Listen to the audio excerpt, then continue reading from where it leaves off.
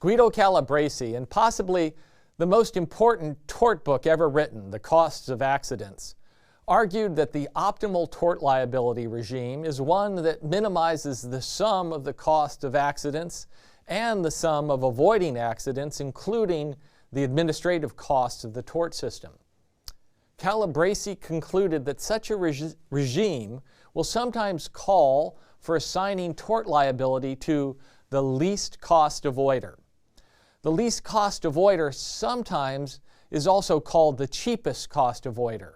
It's the party who is best able to minimize these costs.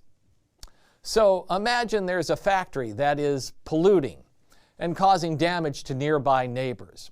If it's cheaper for the factory to install a scrubber or move than it is for the neighbors to move or acclimatize to the noxious fumes, then the factory is the least cost avoider. This concept can be applied across a host of areas in the law where a potentially avoidable harm has occurred. A retailer drafts an offer, mistakenly leaving off a zero from the price of an iPad.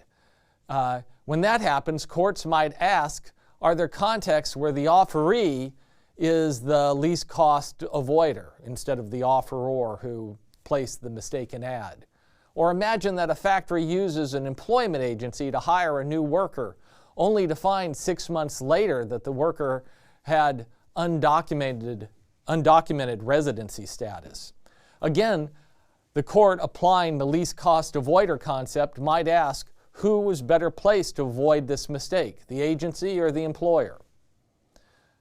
What is the relationship between least cost avoider analysis and the claims of the Coase theorem? Or can you think of other circumstances where the concept could be used? P.S. The pedant in me wants to point out that when there are only two parties involved, it would be more appropriate to refer to one as the lesser cost avoider.